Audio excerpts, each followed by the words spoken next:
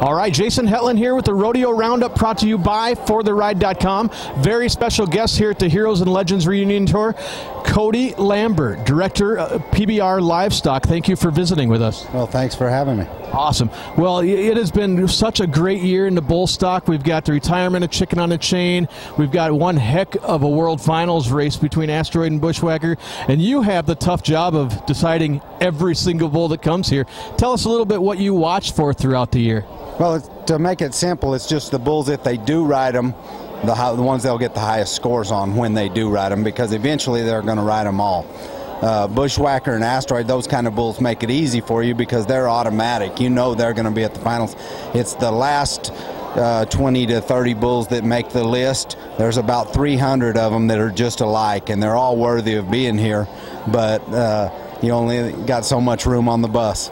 Definitely. And with that being said, right after the Heroes and Legends tonight at 7:30, they have the ABBI bucking over at the Equine Center.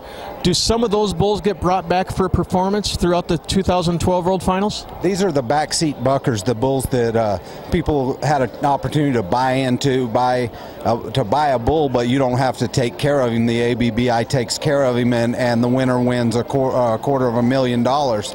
And so these are the bulls that are owned by John Elway and Wayne Gretzky and anyone that had a chance to buy into these bulls, but they're 2-year-old, it's futurity bulls, and they'll be bucked with the dummy. They're not old enough to come to the PBR yet, but eventually a lot of those bulls will make it to the PBR. Excellent. And a lot of fans out there, the Chicken on Chain's last ride of his career, what night is he expected to be bucked out? Right now, and I don't think it's going to change. I think it's going to be Saturday night. That's what I have him slated for, and I don't see anything changing between now and then, so I plan on it being Saturday night. And it's been a great career for Chicken on a Chain, and if I was a bull rider, I'd love to be the guy with the honor of being the last one to try to ride him. Man, you're not lying there. And another great history career coming to an end with Chris Shivers.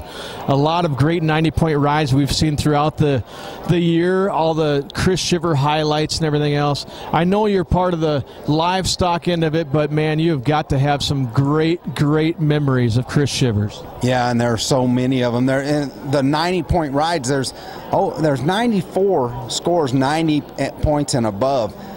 No one has ever had 50 other than Chris Shivers. No one in their whole life has ever had 50 90-point rides other than Chris Shivers.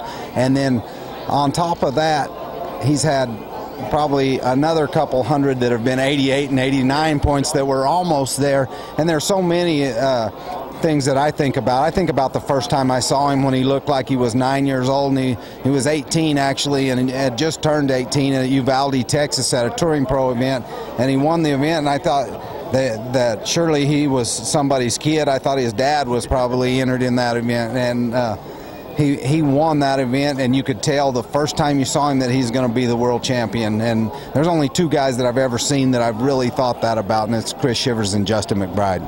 Definitely. You know, and the Heroes and Legends Tour is really starting to pick up speed and gain a lot of popularity, as we see here. And I have a feeling, and you can give me a yes or no, but I have a feeling the 2 bulls that are going for the World Championship bucking title right now are going to be future Hall of Famers and be inducted into the Heroes and Legends Tour. Yeah, absolutely. It's a cool thing that they came along at the same time, but it's a sad thing too that only one of them can win the championship, because they're absolutely 2 of the best of all time.